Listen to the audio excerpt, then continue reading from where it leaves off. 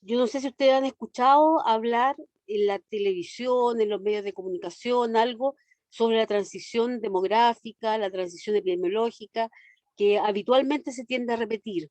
¿Ustedes tienen alguna idea general, particular, algo de lo que podría ser, de qué podría tratarse esto? ¿Alguna opinión? Recuerden que este es un espacio protegido y todas las opiniones son respetadas. Quizás Que- la prevalencia de ciertas enfermedades por zona y comuna. Súper. Son ciertos tipos de enfermedades justamente en la transición epidemiológica que se caracteriza por cierto tipo de patrón de enfermedades y de defunciones. Súper bien. ¿Qué se le ocurre por la transición demográfica? Que está muy relacionado también con las pensiones, por ejemplo. ¿Qué está pasando en Chile respecto a los grupos de edad? Está envejeciendo la población. Justamente, la población está envejeciendo y aceleradamente. Y eso trae grandes consecuencias en distintos ámbitos. Uno de ellos lo que vemos en las pensiones, ¿ya? Pero en salud también tiene un fuerte impacto. Entonces, eso es lo que vamos a ver hoy día, vamos a conversar un poquito, no voy a ocupar todo el tiempo que nos corresponde, porque el primer día, para no agotarlo, vamos a hacer la presentación, ustedes pueden interrumpir en cualquier momento, cualquier duda que tengan, vamos a ver un video cortito y vamos a hacer un Kahoot y terminamos, ¿ya? Entonces, lo primero es, vamos a hablar sobre esta transición demográfica, epidemiológica, y primero decir qué es una transición, qué es la demografía.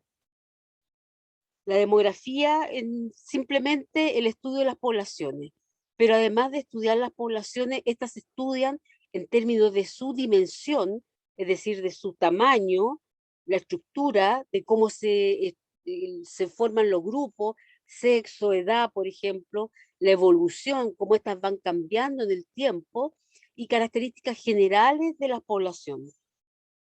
Entonces tenemos una demografía que se puede llamar estática, que va a estudiar la dimensión, es decir, el número de personas que habitan habitualmente en un territorio geográficamente definido, la estructura, que es la clasificación según diferentes variables como la edad, el sexo, el estado civil, el nivel socioeconómico, el nivel de educación, la nacionalidad tan importante ahora, la etnia, muy importante justamente en el proceso que estamos ahora discutiendo sobre la nueva constitución. Toda la migración, importante justamente ver las características en términos estructurales. Y el territorio, el lugar de residencia, desde el municipio, la ciudad, la provincia, la región, el país. Entonces, a eso se refiere la demografía estática. Y tenemos una demografía dinámica, que tal como lo dice su nombre, dinámica, esta es la que evoluciona, va cambiando y que intervienen ciertos mecanismos en ella y que son fundamentalmente dos. La entrada, que se refiere a los nacimientos y a las inmigraciones, y la salida, que son los que fallecen y los que salen o emigran. La demografía dinámica la podemos medir o estudiar a través de la fecundidad, vamos a ver todo esto, la natalidad, la mortalidad, las migraciones internas y las migraciones internacionales. Y clásicamente, ustedes han escuchado hablar de la pirámide poblacional, ¿cierto? Y históricamente tenía esta forma de pirámide, la típica pirámide pagoda, que donde tiene un ápice, un muy afilado, un vértice y una base amplia, donde son característicos de poblaciones jóvenes, donde tienen una alta natalidad y alta mortalidad. ¿Ya? Son países subdesarrollados y la población se concentra mayoritariamente en la edad joven, porque la pirámide empiezan de acá, los grupos de edad van de quinquenio, de 0 a 4, 5 a 9, día 14, 14, así van hasta arriba, terminar 80 y más. Y van por sexo, en un lado hombres y mujeres. Entonces, sí, en esta pirámide fundamentalmente se concentra en población jóvenes y hay pocos adultos mayores. Ahora tenemos esta otra forma, que ya tiene una forma como de campana, donde la base se ensancha y es propia de una población joven que ya empieza a envejecer. Ya son poblaciones que tienden al envejecimiento y están en transición desde el subdesarrollo hacia vías de desarrollo. Y tenemos esta otra que se llama vulvo o regresiva, donde la base se estrecha y donde habitualmente el crecimiento poblacional es muy bajo, o bien no hay crecimiento poblacional. Vamos a mencionar el crecimiento poblacional, de qué se trata. Y tenemos una zona media, esta, que es ensanchada y que corresponde a la mayoría de edad entre 30, 40 años, 50 años, por ahí, y son propios de las poblaciones que están envejeciendo, ¿ya? Y corresponde a los países desarrollados y cuyo normalmente crecimiento es negativo, es decir, no hay tasa de reemplazo. Entonces vimos la pagoda, que tiene alta mortalidad, alta natalidad, la campana, que tiene baja mortalidad, alta natalidad, y la vulvo, que tiene baja mortalidad y baja natalidad. Y eso ya nos encamina a lo que consideramos como transición demográfica. Los demógrafos denominan a la transición demográfica como la situación donde la fecundidad y la mortalidad, que son elevadas en un comienzo, pasan a diferentes estados hasta llegar a una fecundidad y una mortalidad bajas. Y tenemos etapas, una etapa pretransición, donde tanto la natalidad como la mortalidad son elevadas y por lo tanto el crecimiento de la población es bajo, porque si bien es cierto, nacen mucho, también mueren mucho, por lo tanto el crecimiento es bajo. Esto es típico de la época de la preindustrialización, donde no existía planificación familiar, donde no existían alcantarillado, agua potable, es decir, muy pobre higiene, donde existían grandes plagas de enfermedades, problemas de hambre, y donde muchos niños antes del año fallecían. Incluso en esta etapa Chile llegó a tener la mayor tasa de mortalidad infantil en la concepción a nivel de todo el mundo. Entonces, muchos niños nacían como mano de obra para trabajar, pero a la vez muchos fallecían. Tenemos una segunda etapa que es una transición inicial, donde la natalidad mantiene estable o incluso puede aumentar un poco, pero ya la mortalidad comienza a disminuir. Y por lo tanto el crecimiento poblacional aún se mantiene elevado porque nacen igual o más. Y esto se debe a que se incorporan mejoras en la medicina, fundamentalmente en algunos medicamentos como antibióticos y vacunas, y también en los servicios sanitarios. Y por lo tanto comienza a haber mejores condiciones de vida, mejores condiciones sanitarias, menores plagas, menores epidemias que llevan a disminución de la mortalidad. Una tercera etapa transicional ya propiamente tal, donde la mortalidad ya venía bajando, esta se estabiliza y ahora comienza a bajar la natalidad. Y por lo tanto el crecimiento poblacional es más bajo porque ambas bajan. La mortalidad que venía de antes y ahora se suma la natalidad. ¿Ya? Y por lo tanto podemos tener tasas de crecimiento positivas, pero son cada vez menores. ¿Y por qué se producen estos cambios en la tasa de natalidad? Primero, bueno, porque hay decisiones de las mujeres en términos de la fecundidad. Empiezan a haber programas de planificación familiar, se incorporan los anticonceptivos, esterilizaciones u otros programas. También empieza a disminuir la tasa de mortalidad infantil, que a su vez disminuye la presión por tener hijos, porque como ya los hijos no fallecían, entonces ya no tenían la necesidad de reemplazarlo cuando estos fallecían para trabajar. Adicionalmente, el proceso de industrialización que requiere menos insumo laboral, Por lo tanto, nacen menos porque ya no los requieren en el mundo laboral. Y la etapa post-transicional, donde ambos niveles están bajos, tanto la natalidad como la mortalidad, y el crecimiento poblacional es bajo o simplemente no existe crecimiento poblacional. ¿Ya? Ahora hay que entender que todos los países convergen hacia esta etapa, pero obviamente todos los países llevan diferentes ritmos. Me explico. Chile ha tenido si lo vemos a lo largo del tiempo, alrededor del año 1920 empezó a bajar la mortalidad infantil y la mortalidad general primero, y después, alrededor del año 1960, 65, empezó a bajar la natalidad, y cuando se juntan estas dos bajas, empieza la transición demográfica, y en Chile ha avanzado rápidamente. Pero si lo comparamos con otros países, por ejemplo, como Haití, decimos, bueno, en Haití hay alta tasa de mortalidad y hay alta tasa de natalidad, pero si miramos a Haití en el tiempo, vamos a ver que ellos igual han disminuido su natalidad y su mortalidad. Van a distintos pasos, pero finalmente todos los países tienden a converger a esta etapa de transición donde disminuye tanto la mortalidad como la natalidad. Entonces acá justamente lo que les mencionaba, en Chile, de los años 20 se produce el descenso en la tasa de mortalidad, y en los años 60 en la disminución de la natalidad. Y para que ustedes tengan una impresión, en el año 1920 fallecían 256 niños antes de su primer año por cada 1000 nacidos vivos. O sea, un cuarto de los niños que nacían fallecían. Los recién nacidos en Chile en el año 20 tenían una expectativa o una esperanza de vida de 31,5, 32 las mujeres y 31 los hombres. O sea, los profesores, muchos ya estaríamos muertos.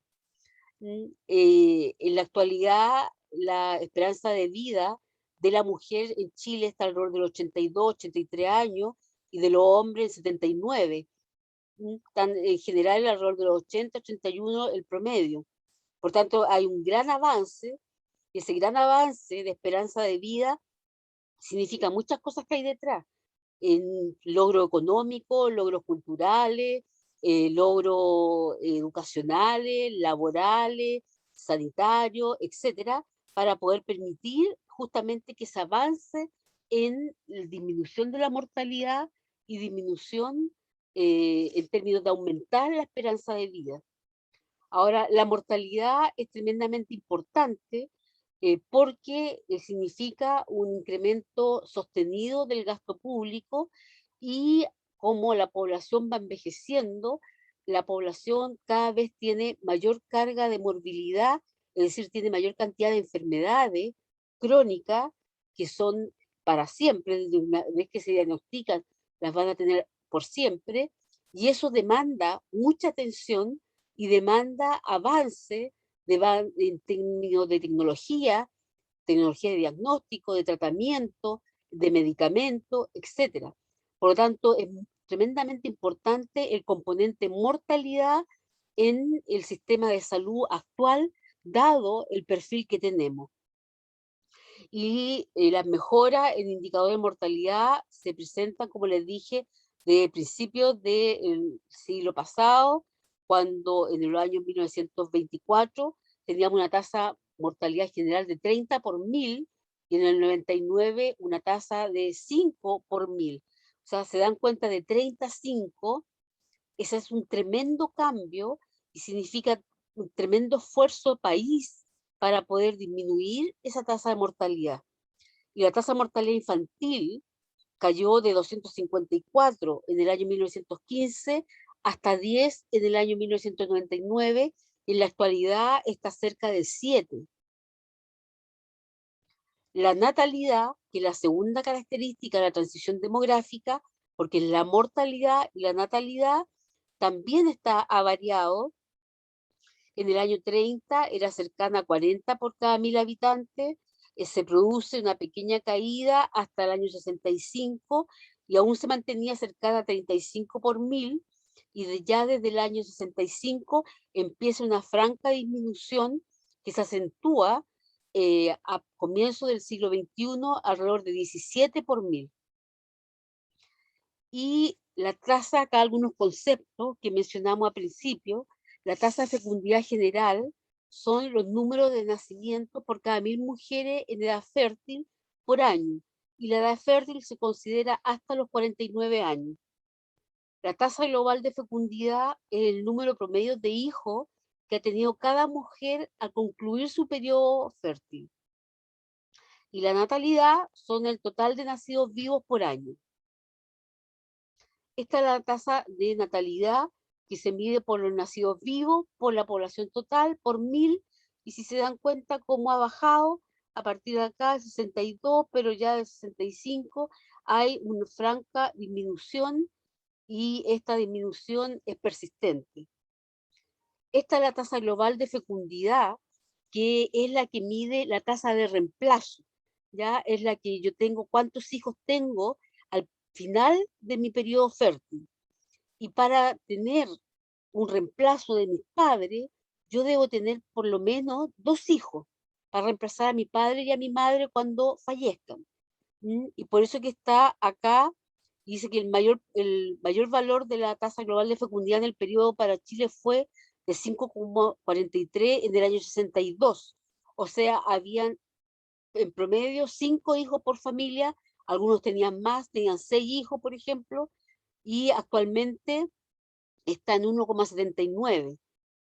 Es decir, no estamos teniendo 2 hijos. Algunos tienen un hijo, otras parejas tienen 2, otros no tienen nada, y por lo tanto no tenemos tasa de reemplazo.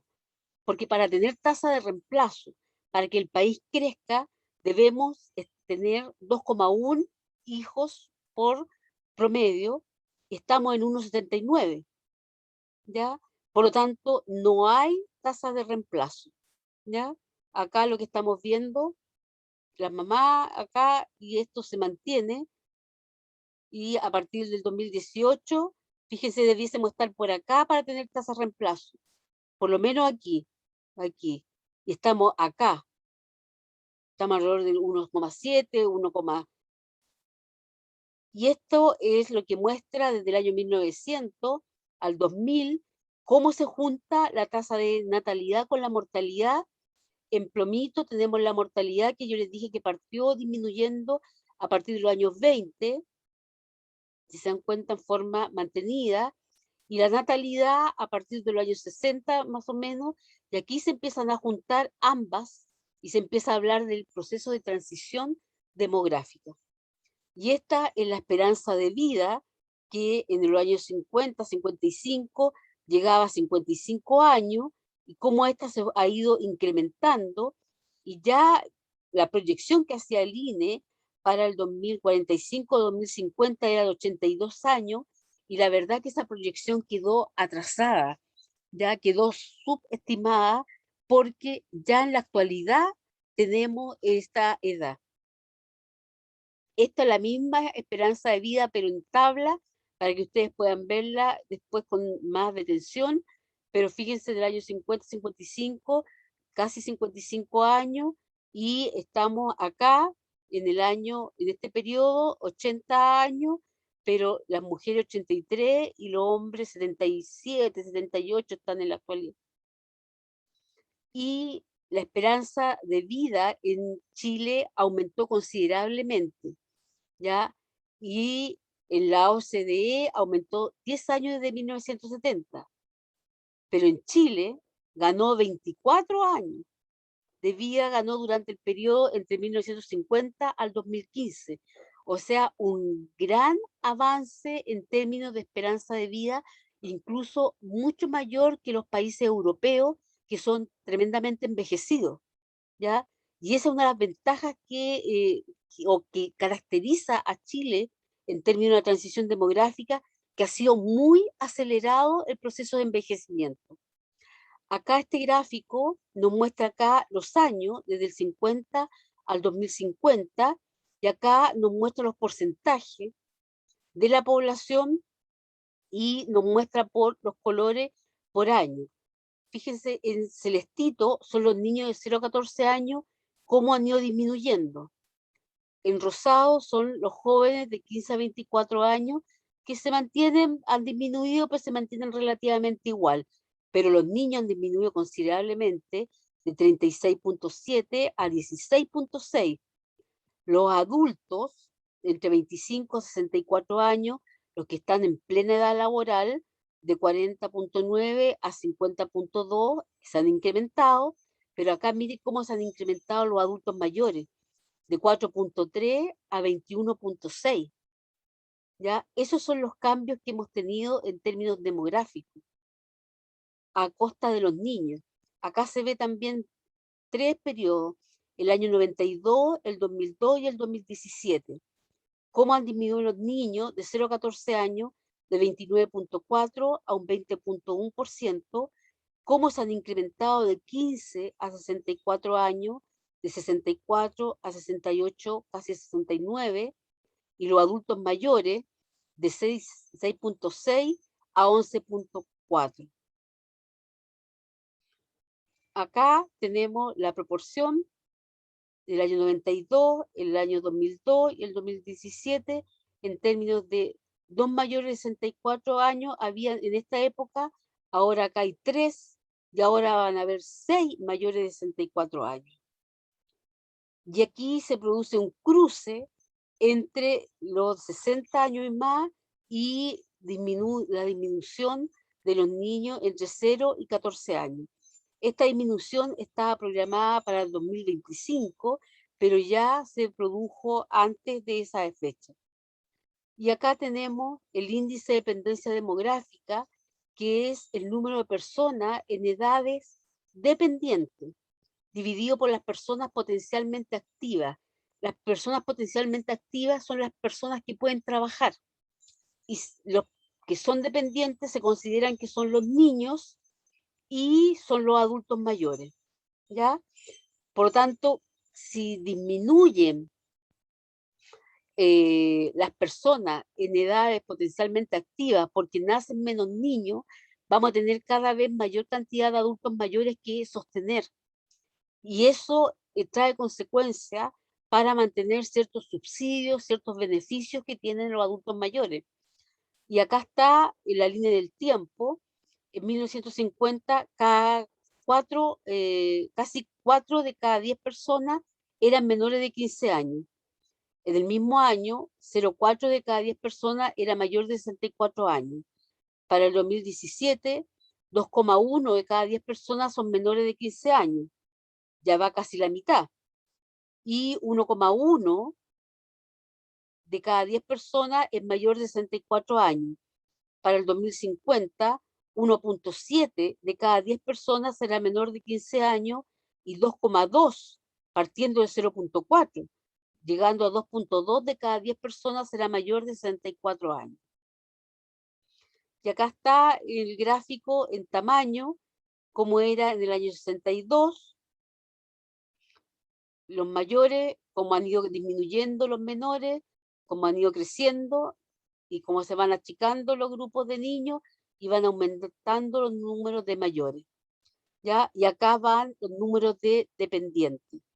Por lo tanto, la relación de dependencia que permite saber cuántas personas que no están en edad de trabajar, que son los de 0 a 14 años y 65 años y más, según la Convención Internacional, dependen de los que pueden trabajar entre 15 y 64 años. Y si nos disminuyen estos niños, ya no vamos a tener edad, vamos a tener jóvenes en edad productiva y vamos a tener cada vez mayor cantidad de adultos mayores que sostener. Entonces, acá, fíjense, el índice de envejecimiento de la población no es por región, sino que es por año. Está mal el título ahí. Es Chile por año, cómo ha ido envejeciendo el país. Y como les dije, el envejecimiento poblacional junto a una menor natalidad produce un aumento de la relación de dependencia debido a que se produce una disminución de la población en edad de trabajar. y la población de adultos mayores recibe ayuda, recibe subsidio, recibe transferencia, y cada vez van a ser menos factibles de financiar si no se hacen ajustes monetarios, si no se hacen ajustes a la economía. Uno de los candidatos en la actualidad plantea bajar los impuestos. ¿Y cómo vamos a bajar los impuestos? Y vamos a mantener estos niveles de, de derechos que se han ganado ya los adultos mayores y que no se pueden ir para atrás. Cada vez que se gana un derecho, ese derecho es garantizado y tiene que ser mantenido, tiene que ser sostenido en el tiempo. Un ejemplo, acá tenemos dos, por ejemplo, las vacunas contra la influenza. La vacuna contra la influenza en los adultos mayores es gratuita y cada vez tenemos mayor cantidad de adultos mayores, por lo tanto, tenemos mayor gasto en vacunas. No solamente en vacuna contra la influenza, sino que también la vacuna contra el neumococo, que es una de las principales causas de muerte en los adultos mayores por neumonía, y que también es gratuita, cada 5 años se les coloca. La eliminación del 7% a los pensionados, pagaban ellos FONASA o ISAPRE y se le eliminó el 7%, pero ellos no pagan ese 7%, pero alguien paga ese 7%. En el caso FONASA, FONASA tiene que, el Estado, pagar ese 7% para que ellos sigan recibiendo las prestaciones. Y en ISAPRE también. En ISAPRE gradualmente se ha ido disminuyendo y, por ejemplo, si la persona pagaba el 7% de salud en una ISAPRE, ahora paga un 6%, o paga un 3%, esa diferencia, el 4%, lo paga el Estado a la ISAPRE para que puedan seguir manteniendo los mismos beneficios. Entonces, esto obviamente significa un gran esfuerzo por mantener estos beneficios.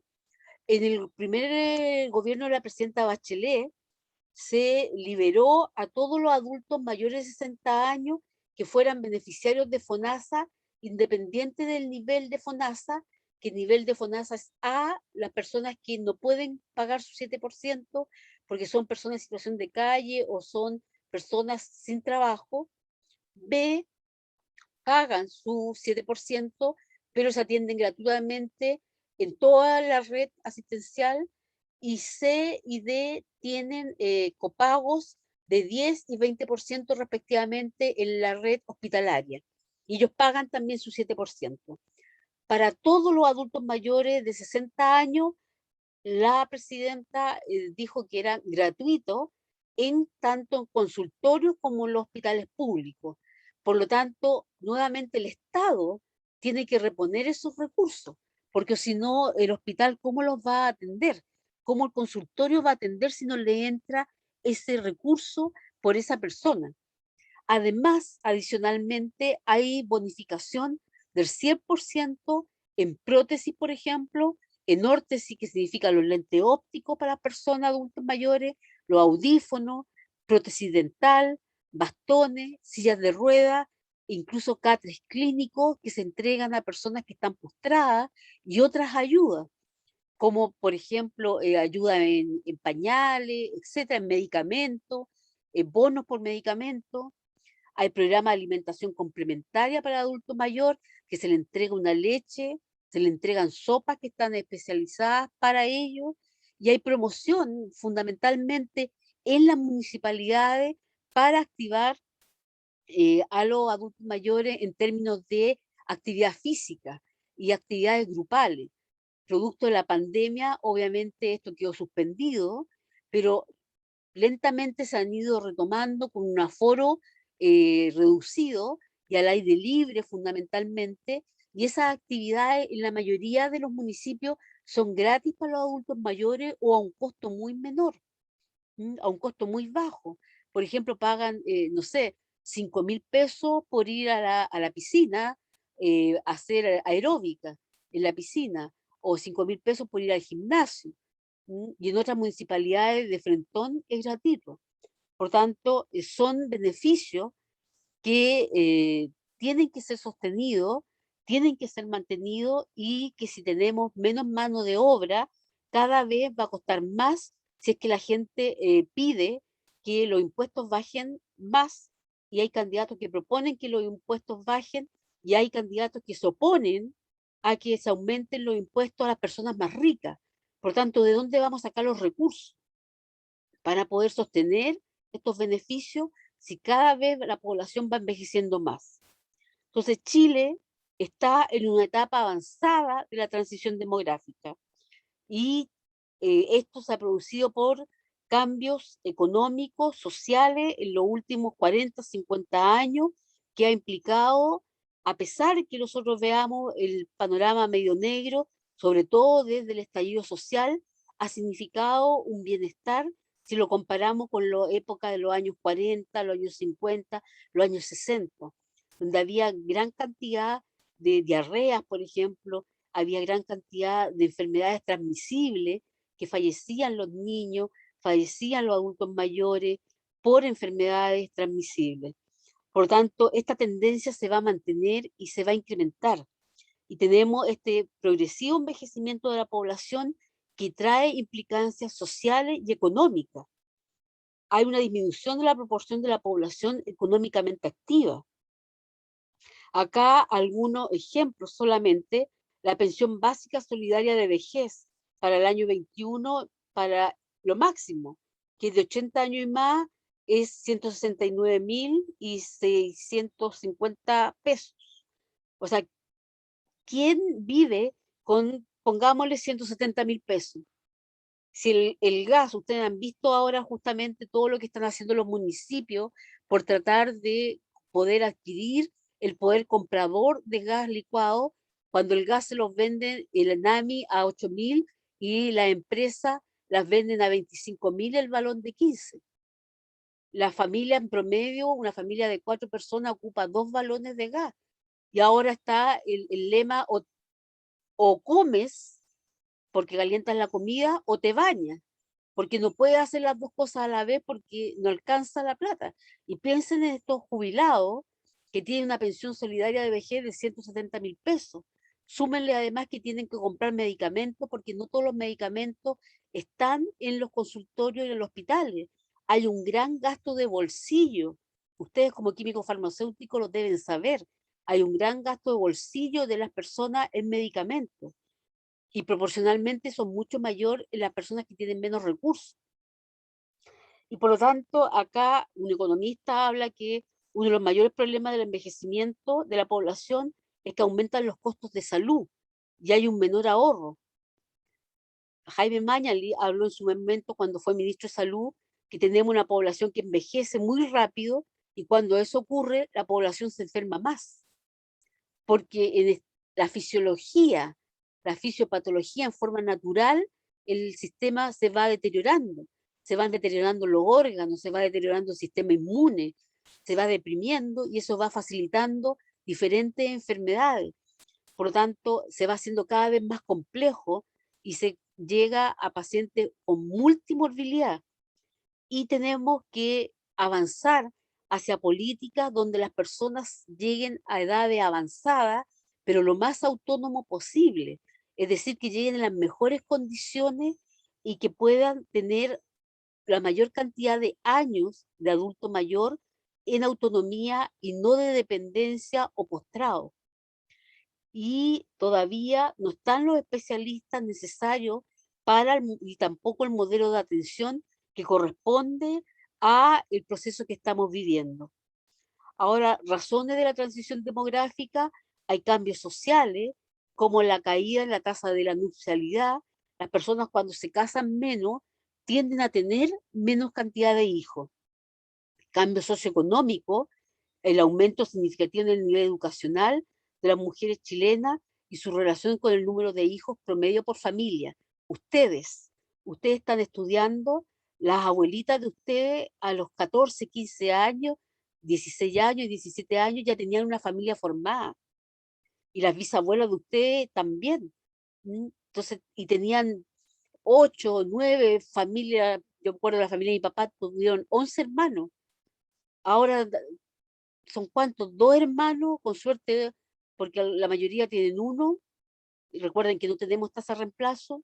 ¿Por qué? Porque las mujeres están entrando a la educación terciaria, a la educación universitaria, y después que terminan la educación universitaria, quieren un posgrado, porque la competencia es tal ya de profesionales que no basta salir solamente de la universidad con el título, sino que además hay que hacer posgrado. Por lo tanto, se suman un par de años más, se hacen magíster, se hacen doctorado, etcétera, y ya va pasando la edad. Si salen a los 25 años, pongámosle, y hacen un doctorado, a los 30 años van a terminar el doctorado, 31 años, 32 años. Y esa edad recién van a tener hijos y no quieren tener hijos recién porque quieren ahora tener trabajo y le ofrecen oportunidades atractivas de trabajo. Por lo tanto, entran a trabajar y postergan la maternidad porque nadie quiere entrar a un trabajo recién y tener hijos para que después la despidan, una vez que se le acabe el fuero. Por lo tanto, se va postergando y la edad va avanzando y cada vez tienen menos hijos. Esa es una de las razones fundamentales en términos de por qué ha disminuido la cantidad de hijos por mujer.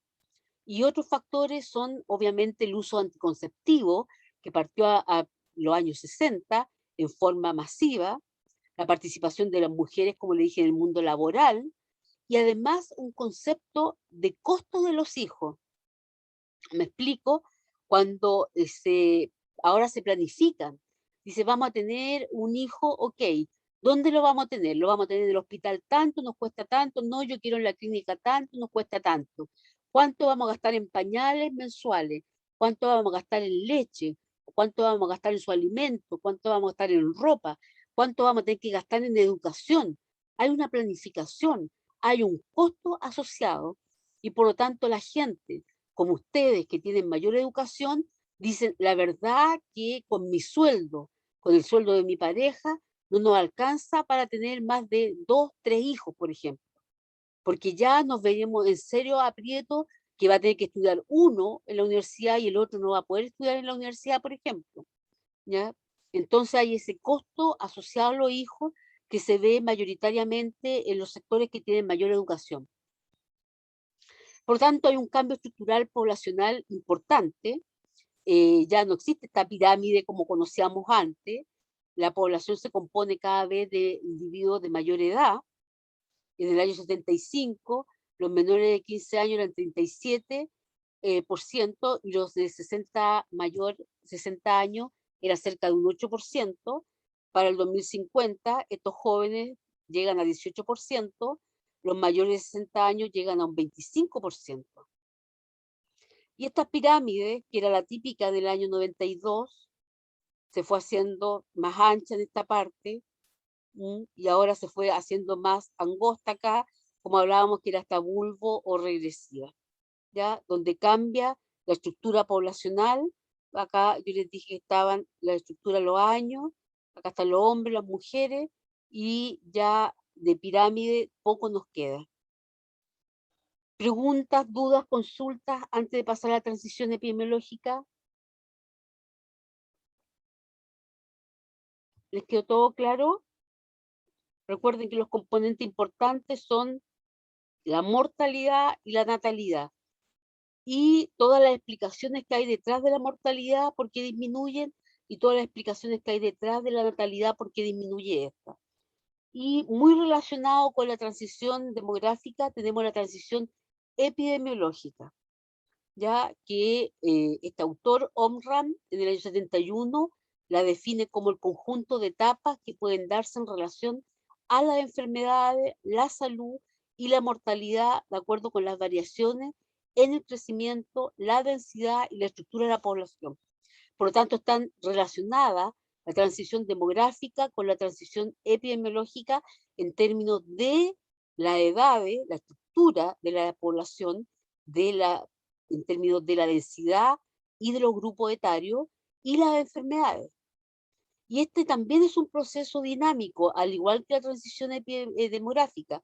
Va cambiando, tiene diferentes patrones de salud o enfermedad que se van transformando en respuesta a diferentes cambios demográficos, económicos, tecnológicos, políticos, culturales, biológicos y otros que se nos puedan quedar.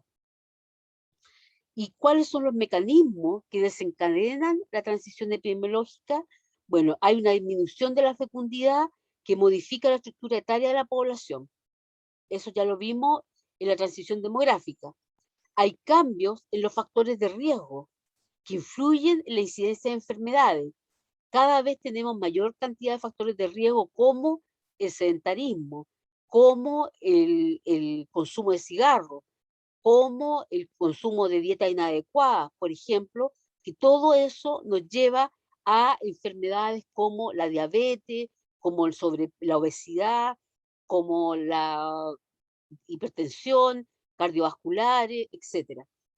Los avances tecnológicos en la salud y la gestión de los servicios de salud modifican la letalidad.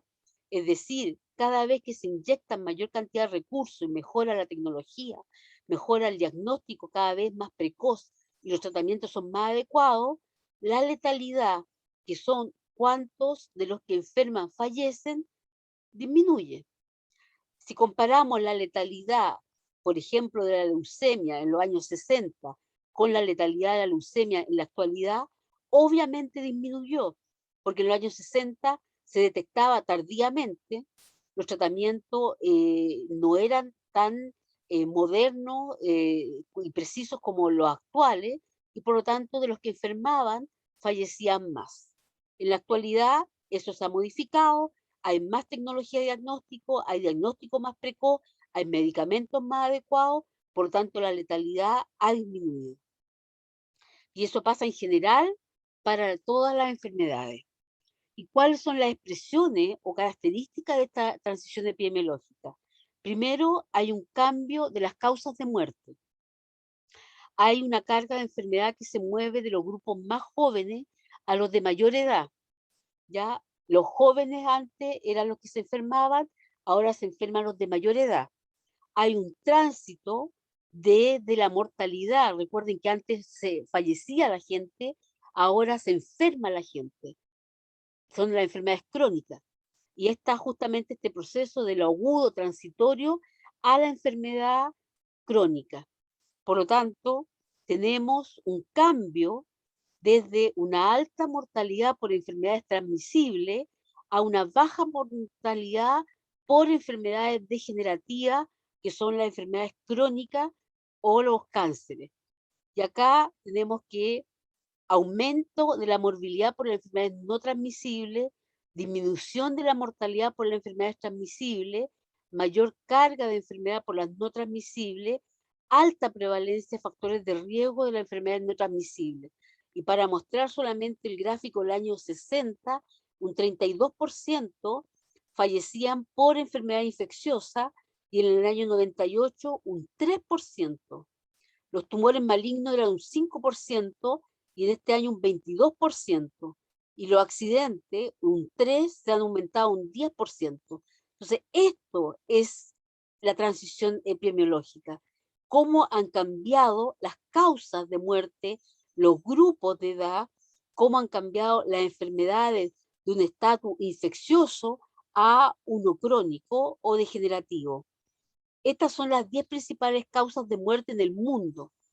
Las cardíacas, isquémicas, los accidentes cerebrovasculares, la infección de las vías respiratorias inferiores, la enfermedad pulmonar obstructiva crónica EPOC, muy asociada al consumo de tabaco, cánceres, diabetes, Alzheimer, que tiene mucha importancia en nuestro país, justamente relacionado con el aumento de la edad. La enfermedad diarreica, un poquito, tuberculosis, accidente de tránsito. En general, las cardiovasculares son las que mueren mayor cantidad de gente, 27%, 26% cáncer, 3% diabetes y las otras. Y esto para que vean ustedes cómo cambió nuestro país. En el año 57 de tumores fallecían cerca de un 14% y en el 2017 un 25% de enfermedades del sistema circulatorio, incluyendo las cardiovasculares y los accidentes cerebrovasculares, un 15%, 57, a un 31% en el año 2017.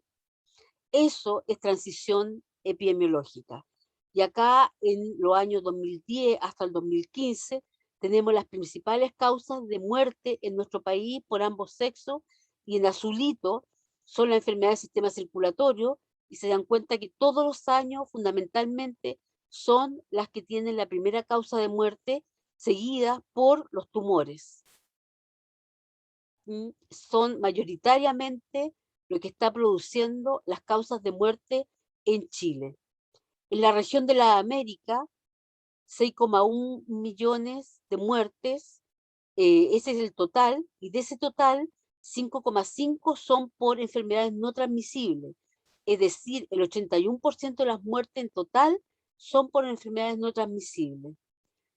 2,2 millones de muertes causadas por las no transmisibles son en personas menores de 70 años de edad. Por lo tanto, son muertes prematuras. Acá tenemos el 28% por las cardiovasculares, 19,6 por cánceres, las respiratorias fundamentalmente POC y asma, diabetes y otras no transmisibles en la región de la América. Y este gráfico es de Chile, es un gráfico de cajita, donde nos muestra, por ejemplo, acá tumores malignos de órganos digestivos, acá enfermedades cerebrovasculares, enfermedades isquémicas, enfermedades hipertensivas. Si juntamos ya todos estos cuadritos, fíjese, este y este nos suman prácticamente toda esta parte: influenza y neumonía, enfermedades del hígado, fundamentalmente cirrosis asociada al consumo de alcohol y también por virus de hepatitis.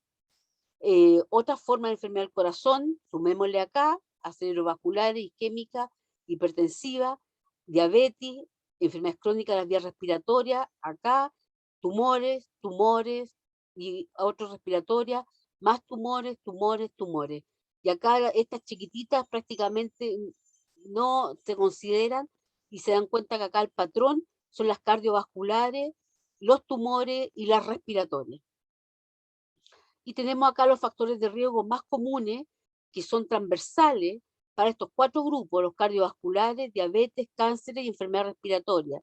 El tabaquismo es transversal para los 4, el consumo de alcohol para 3, la nutrición para las 4, el sedentarismo, la obesidad, la presión elevada, la glicemia elevada, los lípidos sanguíneos también son transversales para la mayoría de estos grupos de enfermedad. En Chile, 12% consume en forma excesiva alcohol, un 33,3% son fumadores, tenemos un 39,8% con sobrepeso, un 31,2% son obesos y un 87% somos sedentarios o son sedentarios, ¿ya? Un 12,3% de glicemia y un 28% de problemas cardiovasculares. Y acá están todos los riesgos cardiovasculares asociados, como fumar, como diabetes, presión elevada, el colesterol elevado, antecedentes familiares, la edad, como les mencioné, etcétera. Y tenemos otras enfermedades adicionales que aumentan producto justamente de la edad y de los factores de riesgo, como el sedentarismo, como el sobrepeso, que son las musculoesqueléticas, la artrosis fundamentalmente, y que empieza a edades, mire, tan jóvenes como 17 a 24 años, y lamentablemente las mujeres son más afectadas, y son más afectadas porque las mujeres tienen mayor sedentarismo y las mujeres tienen mayor sobrepeso que los hombres.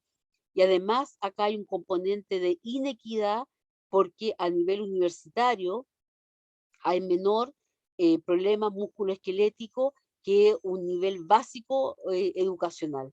El nivel básico tiene un 49,4 versus un 32,6 el nivel universitario.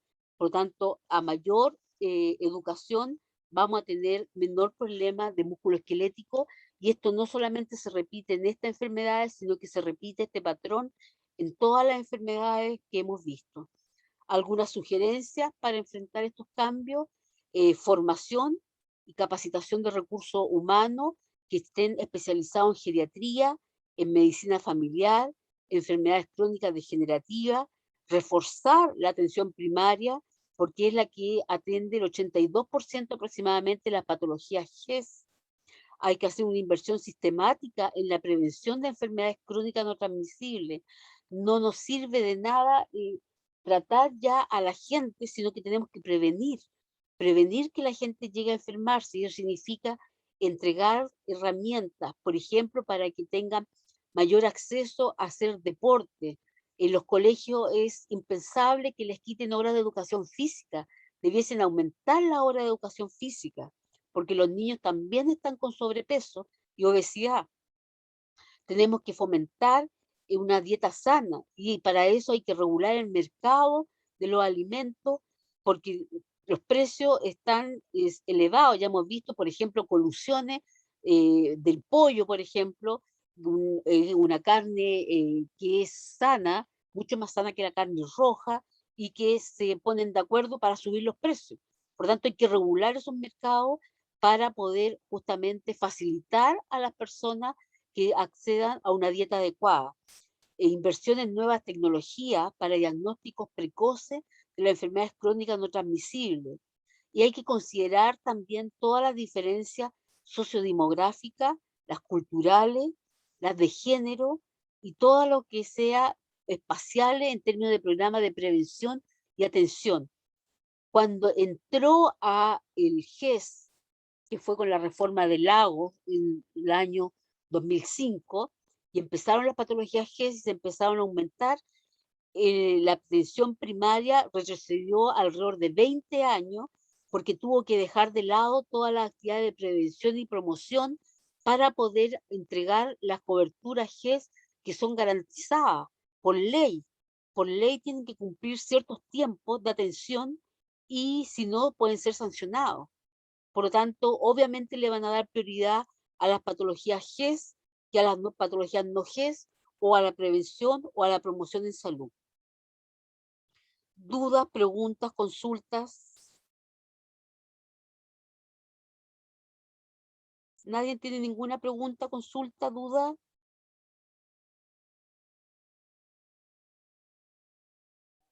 ¿No?